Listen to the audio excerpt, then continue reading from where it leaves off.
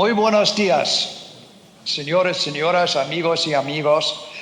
Lo siento mucho que no puede estar con ustedes hoy día por muchas razones y por eso hemos grabado este vídeo.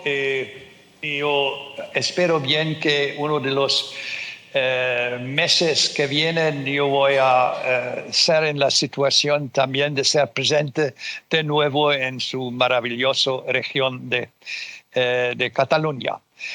He seguido también la primera conferencia de stakeholders en VIG en abril de este año, un gran suceso, un gran éxito, y espero bien que también la conferencia de hoy día va a continuar en este camino de éxito, de ser una cosa fantástica para el desarrollo de la bioeconomía en su región. Ustedes me permiten que yo voy a cambiar hoy en la lengua de Shakespeare desde la lengua de Cervantes. De todas maneras, le deseo un gran éxito en su conferencia. El título mío hoy día es de hablar a ustedes un poquito sobre los desarrollos más recientes en las bioeconomías en Europa y también fuera de Europa, y también de describir un poquito los perspectivos para Cataluña. El próximo slide, please. I think it's always quite useful for many new people in the audiences to recall how and when everything started.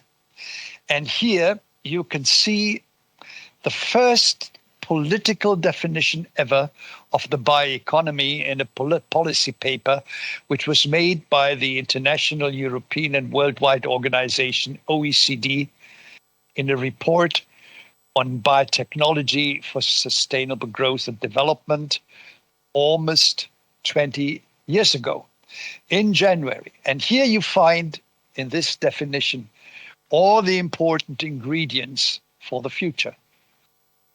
The use of renewable bioresources, bioprocesses, efficiency, the world cluster is even mentioned, and the way of sustainability to produce sustainable byproduct jobs and revenues. Very, very important, the latter one, because estamos hablando de una economía y no de una ecología. The next slide, please. And it's always very useful to recall for everybody, on the main pillars of this new business plan or format of business. The first one is la explotación de los recursos biológicos. The second one, the integration of new knowledge, which is not coming from the very close disciplines of the bioeconomy. That means biotechnology and life sciences, but also from other so-called neighborhood disciplines like information and communication technologies, artificial intelligence, ecosystems research, etc. The third point is the huge potential of this new business plan to contribute to the so-called, and that is a very important word today, transition, the biological or the digital transition or transformation. The last one is, and I think that's extremely important, that we have new partnerships which are offered, interactions when you want to achieve the famous Sustainable Development Goals, but also when we want to enable the circular economy and vice versa. So I'm coming to these points also for your practical work in your action plan later on. The next slide, please. It's also so important from time to time to tell people why, el por qué, why it has been so important to look on biological resources.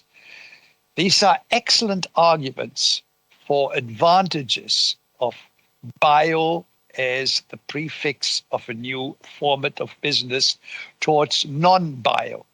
The first one is biological resources are renewables. That's the renewability, la renovabilidad. The second one is the CO2 friendliness, or some people even claim biological resources have a strong trend to be carbon neutral. The renewable carbon in the atmosphere and biosphere are in the middle of our attention. And the third point, which make biological resources so interesting, is the potential for their being reused or multi-used, in particular in the format of cascades in a hierarchy of utilizations.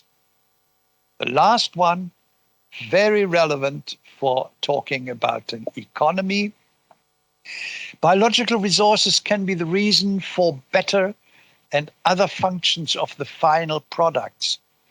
They can make a product, a material of higher stability, with a longer lifetime, stronger endurance, maybe no or very little toxicity, less water or energy use.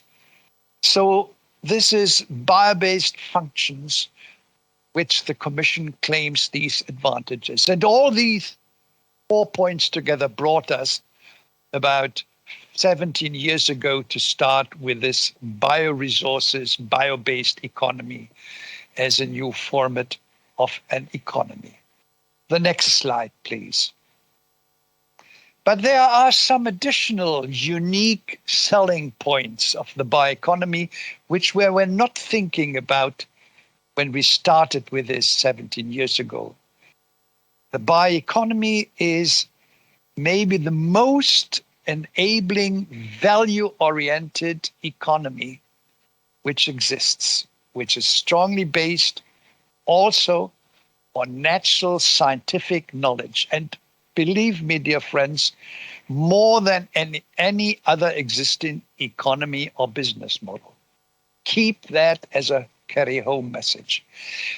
It is centered around adding values within value chains or supply chains, as we say today. And the most recent example to prove that is the title of the updated Finnish National Strategy on Bioeconomy of March of this year, which has a remarkable outspeaking title, Sustainably Towards Higher Value Added. It doesn't say the bioeconomy strategy in updated version. It says simply sustainably towards higher value added. And it's a so famous natural capital as the fundament of this concept on which it is appreciating it and centered around. And the last unique selling points, as I mentioned briefly before, is that the bioeconomy, more than any other business or economy model, is open to integrate knowledge coming from neighboring disciplines and technologies. As I said, nano, digital, artificial intelligence, cognitive science, and very lately, we note a very powerful political and strategic movement coming from Latin America, in particular from Brazil, where the so-called traditional or indigenous knowledge is added. That's quite interesting. It's not that much of importance for Europe, because we maybe have in Finland with the Sami still indigenous people. But it's very interesting maybe for many other parts of the world, in Latin America, in Africa, Southeast Asia. The next slide, please. So, dear friends, today we have about 60 states and more than half a dozen regions which are officially supporting the bioeconomy by the dedicated programs, strategies, action plans, roadmaps, etc., etc. Majority still in Europe, and Catalonia belongs to that group. Canada is, for example, an interesting case where the strategy was exclusively elaborated by industry. That was not the case in Catalonia. And many of these activities worldwide are, however, still very limited to biotechnology or biofuels production and use. So one can say that today after these 17 years where we stand together with you, there is not a singled out fitting for all bioeconomy, but there are many bioeconomies worldwide. And this has a tremendous impact on how we're going to implement it with public funding, with private investments, etc., etc. The next slide, please. 2 years ago, when the pandemic started, we noted it also in the development of the bioeconomy. We just had a few new countries producing new strategies. Germany with a so-called updated one, Costa Rica, the East African Union, 2 German states, Bavaria, and also the Latin American state of Colombia. And 1 year later, last year, Uruguay, plus Catalonia and the Basque region, and also Portugal joined the club. And this year, we have at least 3 new ones. We have Finland, which is updated strategy. I mentioned the interesting title, towards higher value added format in March this year. Then very important, the Republic of China, for the first time ever, within its 14th 5 years plan, has issued a national strategy on bioeconomy with the first phrase which translated, there's not yet any official translation. Bioeconomy is life sciences and biotechnology, and they concentrate strongly on health. They concentrate strongly, more than the Europeans or other ones, on biosecurity. So very interesting to see to what extent and how China is going to develop its bioeconomy activities in the future. And then we have a third case. The German state of Lower Saxony also issued a new strategy. So this year is still rather meager, if I may say so, but that might be the reason to be found in the pandemic. The next slide, please. Austria is an interesting case because Austria has so-called action plan, which are containing so-called lighthouse projects with which they are driving the implementation of their strategy.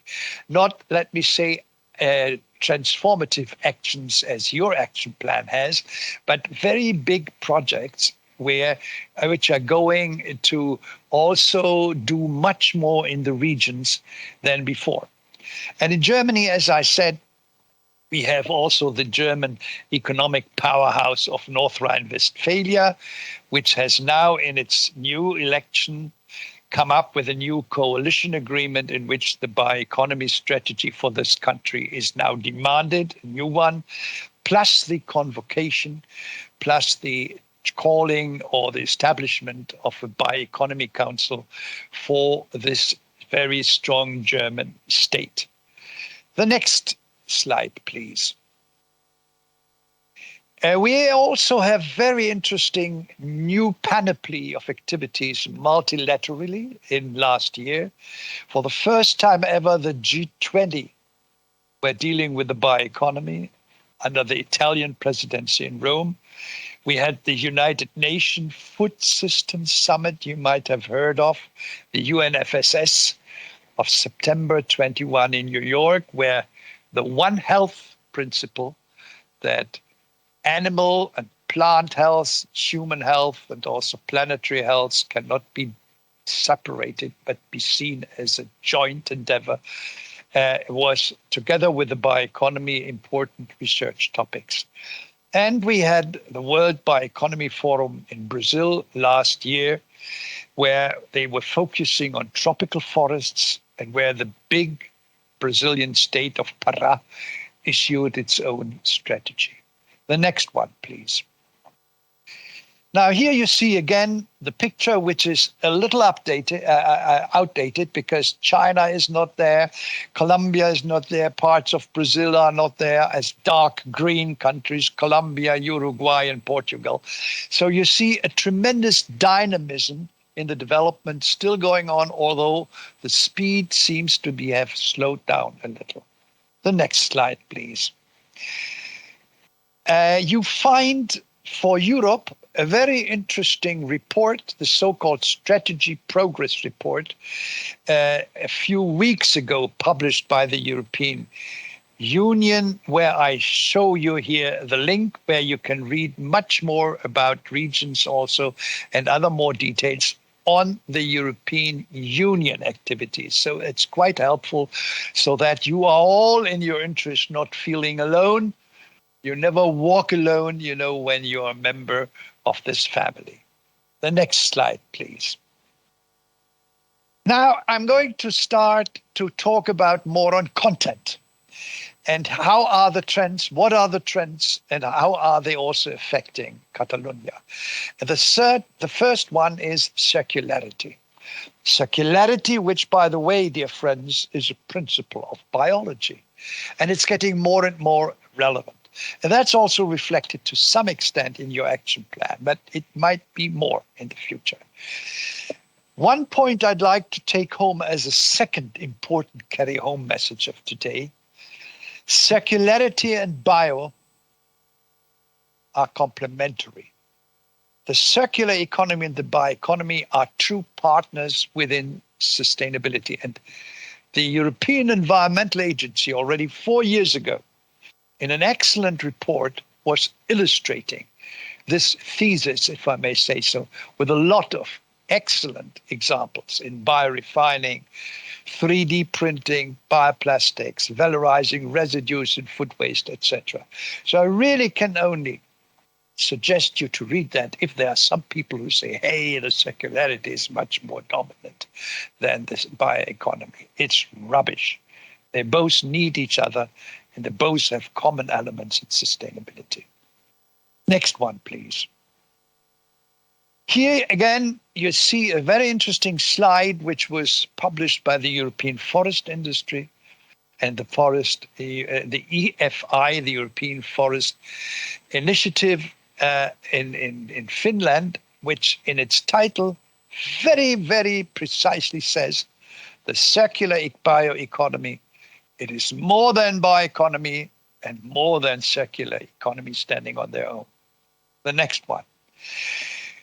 It's interesting that we have already in quite a few regions and branches a kind of paradigm change, that they start to talk not only about the circular bioeconomy, but on the bio-based circular economy. I'm going to come to that in a moment.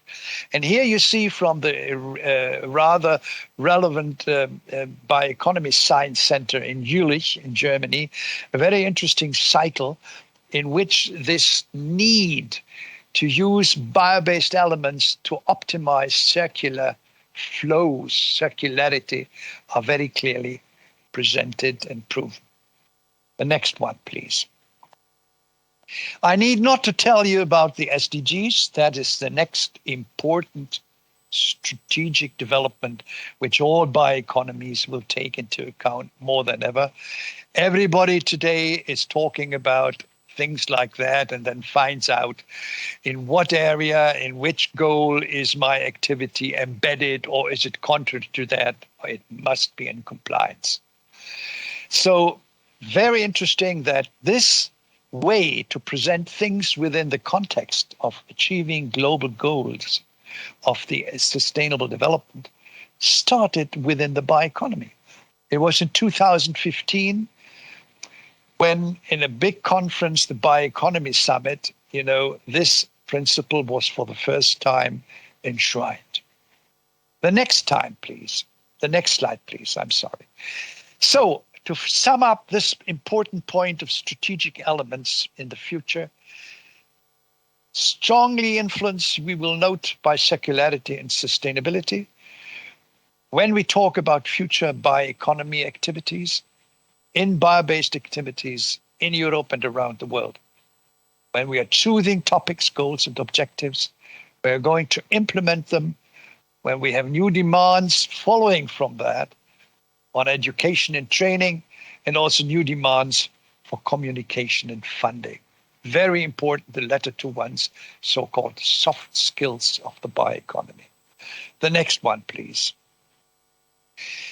Let me now talk about some other additional recent trends within the bio-based economies. And there is one which we were not talking about 2 or 3 years ago. And that is the closing of waste cycles in order to contribute for a better supply of so-called raw or critical raw materials. The Commission is abbreviating it with CRMs. And you know, it's lithium, phosphorus, cobalt, etc. Very important materials for developing new technologies in the area of i.e. mobility, additive manufacturing, 3 and 4 printing, artificial intelligence, but also water reuse. Without them, we will not have the future. And these aspects of optimizing a CRM's availability, which brings me to a demand that we should not always talk about the so-called food safety as an important goal of the bioeconomy, but also raw material safety. And this aspect has been strongly underestimated, in particular when we are going to recycle and reuse these raw materials. It will not happen without the help of bio, without the help of bio-based elements, microorganisms, etc.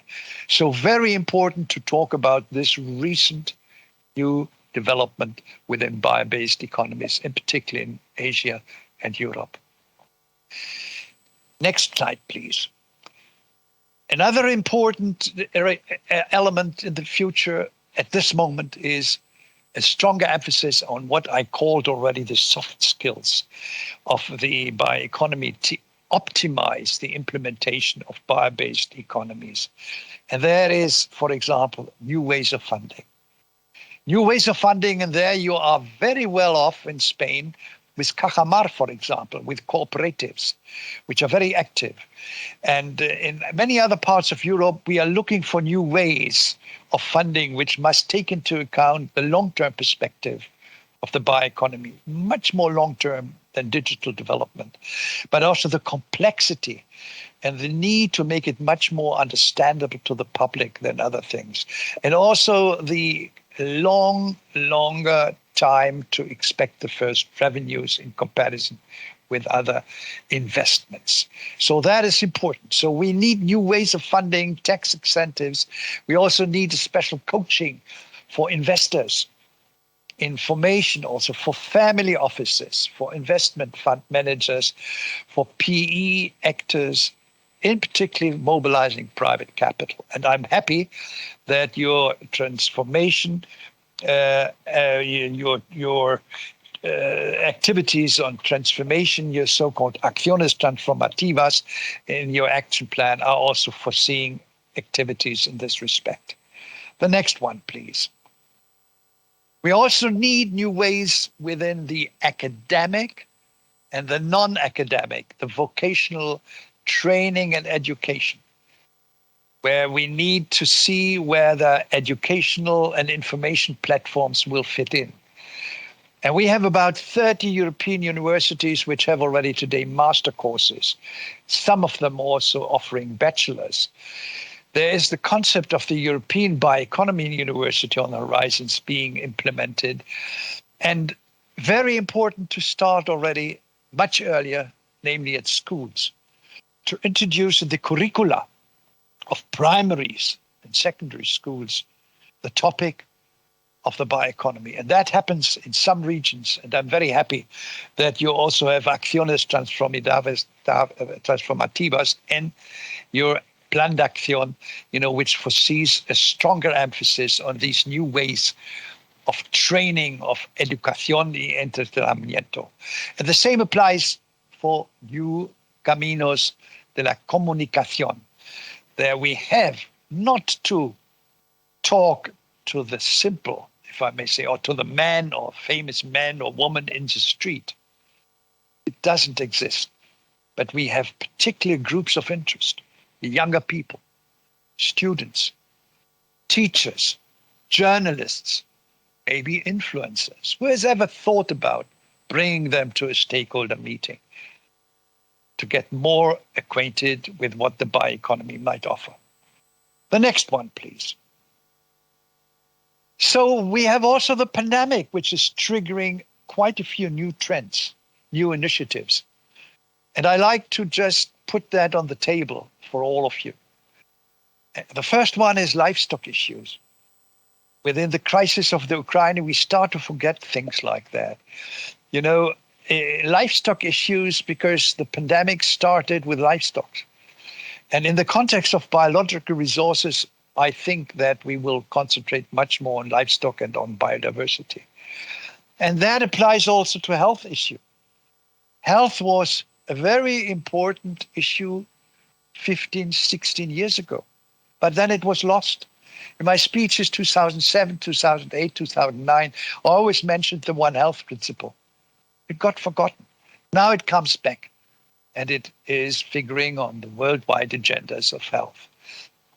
And the same, we don't underestimate that, is food and energy. And food in particular, ranging from question on animal welfare, the reduction of meat consumptions, the production of alternate plant-based proteins. You know, what we were discussing already 15 years ago, the burger without meat or milk without a cow, is becoming much more relevant today, you know, after the crisis of the Ukraine. So we will have a stronger focus also on so-called post-corona oriented new value chains.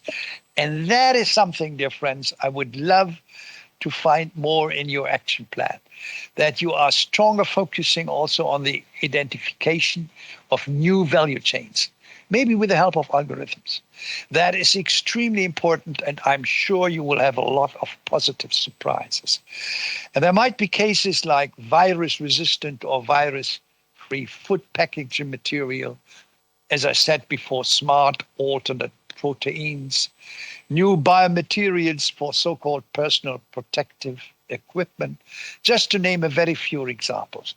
Find out in the action plan with a strong activity on that, where you have new chains of supply, new chains of value in your region. Next one, please. So again, livestock, for example, grazing animals, their contribution to preserve biodiversity, as well as the role of insects as biological resources. They have been widely ignored in the European RTDI. And if I look on your discussions on food in Spain, you know, these are things where you should much more introduce the potentials of the bioeconomy. The next one, please. So what is the outlook for Catalonia? Dear friends, when we look on recent strategies and action plans worldwide, there's a strong paradigm change.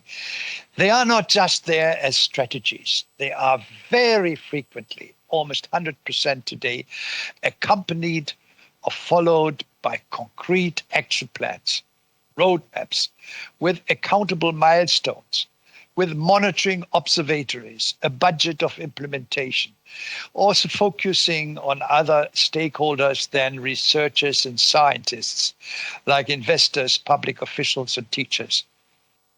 And dear friends, I'm very happy that all these things are to be found in the 15th Acciones de Transformación in your action plan. I really have to congratulate it on it.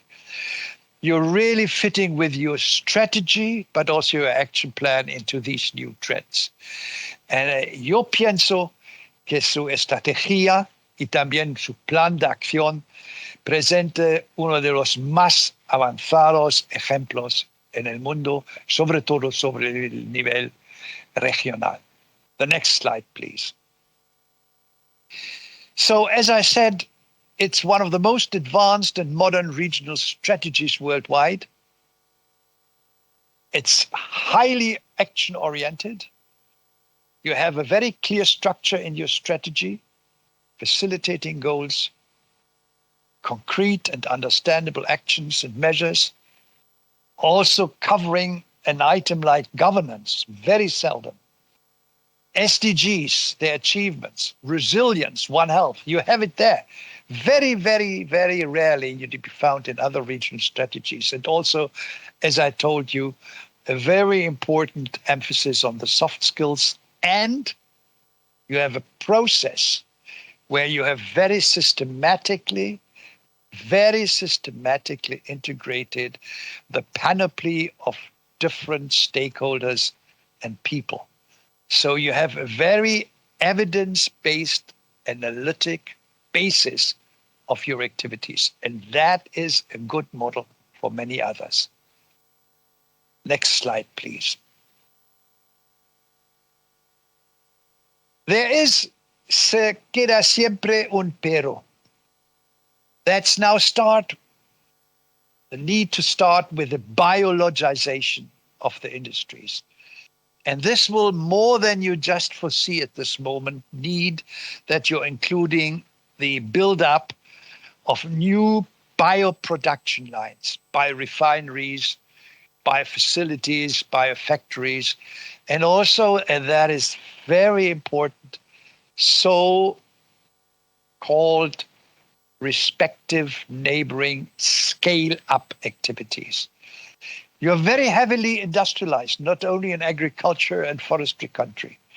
You have a long coastal area, a world-known harbor, and you need also to extend your activities to urban and pre-urban areas so that your economy, your bioeconomy is also including urban and pre-urban elements. The next one. So I think that the acontecimientos in Vik in April of this year, where the same day, I was chairing a big meeting in Finland, and now your conference here in Lleida, they are extremely valuable por los pasos siguientes when you want to implement your very ambitious action plan. And before I'm going to finish, let me switch again into la lengua de Cervantes para algunas observaciones en cuanto a su plan de acción. Como he dicho, para mí personalmente su plan de acción es uno de los más claros y también concretos planes de acciones de la bioeconomía que existe sobre el nivel regional. Enhorabuena. Es no solamente estructurado en una manera muy clara, pero es accountable, como dicen los ingleses y americanos. Es decir, se puede seguirlo, se puede controlarlo y comprenderlo mejor. Y otra cosa que hace su plan de acción muy, muy valable es el hecho que contiene un presupuesto. Normalmente, los planes de acciones no tienen dinero, pero en Cataluña es el caso. Y eso es un paso muy importante para asegurar la seriosidad y también, digamos, una cierta eficacidad para su implementación. Soy también muy satisfecho que ustedes han puesto al frente de su atención los soft skills. Los soft skills como educación, como entretenimiento académico y no académico. Eso es también a muchas veces olvidados en muchos otros planes de acción, y sobre todo me gusta que usted trata también en más detalles la cuestión de los servicios ecosistemas. Eso es un punto muy importante para el futuro, sobre todo cuando vamos a discutir los potenciales de los bosques de la madera. Como he dicho, hay algunos peros. El primer pero es, a mí me gusta mucho saber un poquito más, una clarificación sobre las relaciones entre hub, entre plataforma digital y también observatorio de de bioeconomía. El contexto de estos tres niveles no es siempre claro, hay que clarificarlo. Y una otra cosa, como he dicho, es esforzar sus actividades para establecer biorefinerías. La iniciativa o acción transformativa número 12 de establecer una red de fábricas sobre una escala preindustrial, eso no es suficiente. Eso puede ser solo el principio. Ustedes, Cataluña, necesita biorefinerías.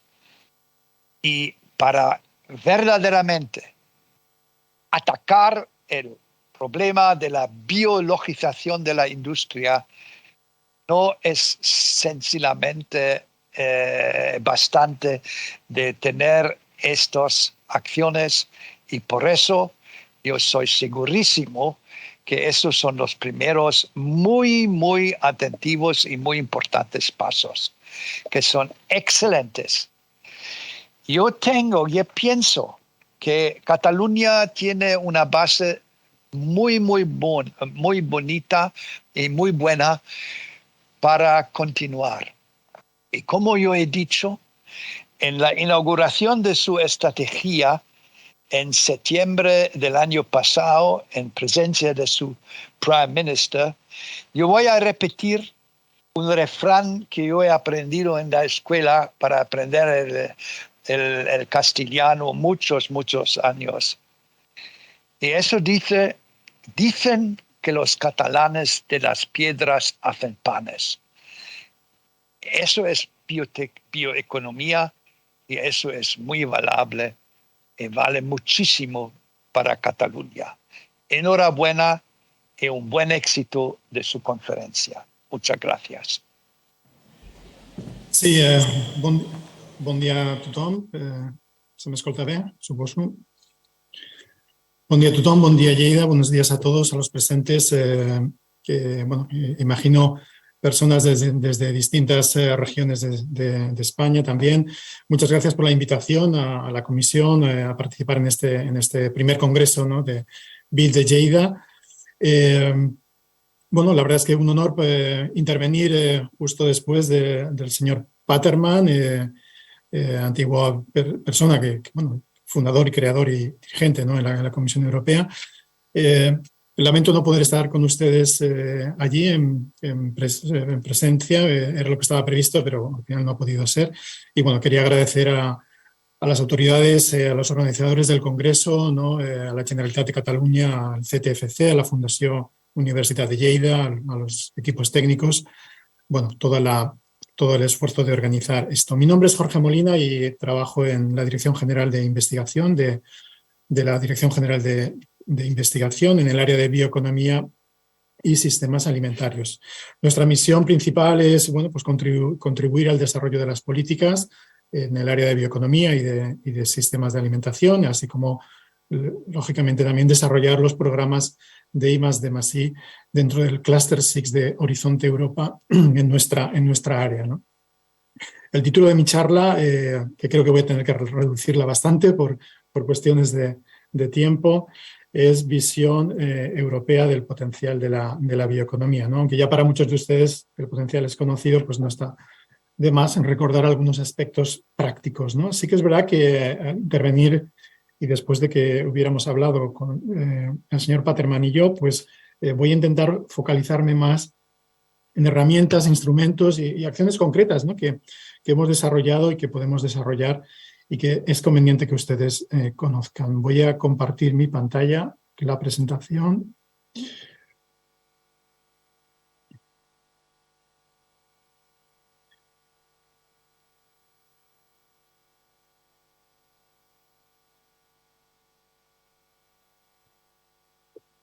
Bien, creo que ustedes están viendo ahora la pantalla, si no me equivoco.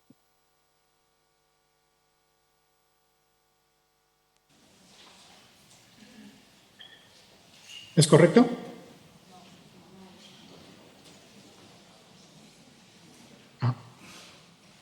Voy a intentar.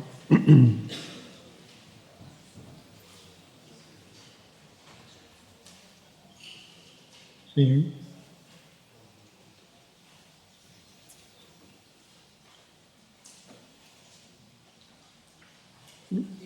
Ahora sí. Muy bien. Pues perfecto, muy bien. Simplemente, evidentemente no voy a dedicar tiempo aquí porque ya se ha comentado y es algo, vamos, muy comentado. Simplemente remarcar la idea de que la diferencia entre la estrategia de 2012 y 2018 es la inclusión del concepto que además Mr. Paterman ha comentado sobre sobre los ecosystem services, ¿no? Sobre los sistemas agroecológicos, ¿no? Eso es importante en la evolución de la estrategia. Bueno, yo creo que no me voy a detener aquí tampoco. Es evidente, ¿no? Y bueno, la importancia, el potencial que tiene la bioeconomía y bueno, después de revisar también la estrategia 2030 que ustedes han desarrollado, pues bueno, veo que el diagnóstico inicial que ustedes hicieron pues también es bastante pertinente, ¿no?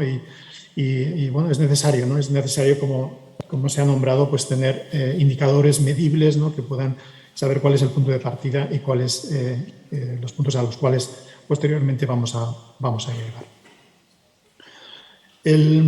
Bueno, el contexto, como ustedes saben, es el Green Deal, el Pacto Verde Europeo, y aquí simplemente me voy a detener en la primera línea. No tenemos que olvidar que al final de lo que se trata es de una estrategia de crecimiento, ¿no? Y así es un poco como tenemos que ver al Green Deal, ¿no? Como una estrategia de desarrollo, de crecimiento y en ese sentido el desarrollo de las posibles estrategias nacionales o regionales de bioeconomía pues tienen que entenderse de esa manera. Evidentemente hay un montón de comunicaciones, hay un montón de estrategias y documentos que evidentemente no vamos a revisar, pero bueno, que es importante conectar unas con otras, ¿no? Es importante que bueno, de alguna manera los diferentes stakeholders, los diferentes actores, ¿no? Que participan en la economía, alguno de ellos pues lógicamente tiene que tener y disponer de esa visión global que permite bueno, pues conectar las diferentes políticas que entendemos hay veces que es un poquito complicado, ¿no? Mencionar estas dos comunicaciones que de alguna manera sí que pueden tener influencia en el desarrollo de aspectos relacionados con la bioeconomía y debido a la crisis que estamos digamos, sufriendo, ¿no? La comunicación de Food Security, ¿no? Del mes de marzo y el Repower del mes de marzo también, ¿no? Un poco como consecuencia de la situación de la guerra de Ucrania, ¿no? De alguna manera, pues estas comunicaciones dan también pistas de actividades a realizar y de tener en cuenta en el desarrollo de algunos elementos de la bioeconomía, ¿no? O como, por ejemplo, pues, el uso de la CAP, ¿no? Y los planes estratégicos de la CAP pues, se pueden orientar a dar prioridad, ¿no? a algunos aspectos como la reducción de los insumos, ¿no? De los fertilizantes o de los pesticidas, ¿no? Bueno, tengámoslo en cuenta, ¿no? Tengámoslo en cuenta como aspectos importantes recientes, ¿no? Junto con lo que Mr. Paterman ha comentado de el report, ¿no? de actualización de la estrategia. Simplemente esto ya lo conocen ustedes, no me voy a detener. Simplemente mencionar aquí también que entre 2016 y 2020 la Comisión Europea desarrolló un panel europeo de bioeconomía que fue, digamos, un conjunto de stakeholders que facilitaron, ¿no? Dieron inputs al desarrollo de la economía, de la estrategia de bioeconomía actualizada de 2018 y donde ya se veía que la composición de ese conjunto de stakeholders, el peso de las regiones era importante, ¿no? El peso de las regiones iba a ser importante, ¿no? Regiones como bueno, Toscany o regiones como Navarra, que en aquel momento pues, yo representaba, participaban y el peso de las regiones y las ciudades ya empezaba a ser importante. No nos olvidemos un poco del punto de vista de los objetivos finales, ¿no? Al final, los 5 objetivos que aparecen en la parte de debajo son los 5 objetivos sobre los cuales se está monitorizando la estrategia de bioeconomía. De este punto, solamente mencionar que además lo ha comentado también el señor Paterman, el concepto de circularidad y de sostenibilidad, ¿no? Quizás un poco los aspectos más clave, ¿no? que de alguna manera se han desarrollado en la última actualización y que el Progress Report, ¿no? el informe de desarrollo, de progreso, de cómo estaba la actual bioeconomía, el documento de 2018, pues pone su acento, ¿no? Desde el punto de vista de financiación, sí que es verdad que bueno, son solamente recordar que el programa Horizonte Europa hasta el momento pues ha financiado, el programa Horizonte 2020 financió alrededor de unos 4.000 millones de euros en proyectos relacionados con la bioeconomía, ¿no? Y evidentemente en el programa Horizonte Europa vamos a seguir apostando por este aspecto, por este área, como es lógico, ¿no? Después pondré algunos ejemplos. Respecto a estrategias nacionales o regionales, esto ya lo ha comentado el señor Paterman, simplemente lo tienen aquí a modo de resumen, pero sí que es verdad que el hecho de que existan estrategias nacionales, eso en algunos países sí que influye, ¿no? Y tiene un efecto en lo que son las estrategias regionales, ¿no? En el caso de estrategias regionales, pues, y dado que la innovación y las inversiones, pues lógicamente ocurren muchas veces a nivel local, pues se ha observado ese aumento progresivo de lo que son estrategias de bioeconomía regionales, de las cuales, pues evidentemente la de Cataluña es uno de los mejores ejemplos, ¿no? El JRC, el Joint Research Center de estudios técnicos, hizo un estudio una evaluación de las diferentes estrategias de bioeconomía que existen en Europa y llegó a comentar algunos aspectos interesantes, ¿no? Es decir, si tenemos que evaluar cómo las diferentes estrategias que existen en Europa están desarrollando y están relacionadas con los diferentes objetivos de la bioeconomía, de la estrategia de bioeconomía, vemos que la mayoría de las estrategias tienen un acercamiento a lo que es el uso sostenible de los recursos, o tienen un acercamiento a lo que es el desarrollo de empleo, el desarrollo de trabajo, pero hay otros aspectos como puedan ser aspectos relacionados con la seguridad alimentaria, con el suministro alimentario, con la nutrición, que bueno, las estrategias de bioeconomía lo tienen menos en cuenta, ¿no? Es un aspecto, digamos, a tener en cuenta por parte de ustedes o por parte de los responsables del desarrollo de la estrategia regional. Evidentemente, estos son ejemplos de diferentes regiones, entre ya las de ustedes, y efectivamente quizás una de las más prácticas, ¿no? En cuanto a esa forma de medir los objetivos y de monitorizar su progreso.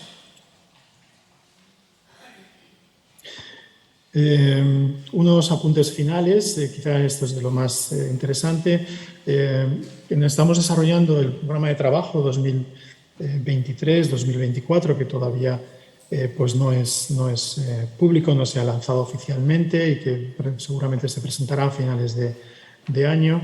Y bueno, se están evaluando diferentes posibilidades de apoyo en áreas relacionadas con las regiones, de la bioeconomía y las regiones, ¿no? Algunos de ellos, pues como el desarrollo de modelos de bioeconomía en regiones, o el concepto de las startup villages,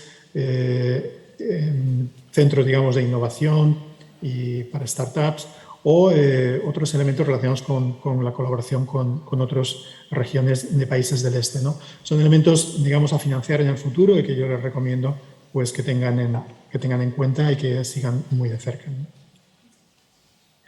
Ya terminando, bueno, como hemos comentado, es muy importante la concienciación y la relación de los jóvenes, de la sociedad en general, en definitiva, con la bioeconomía.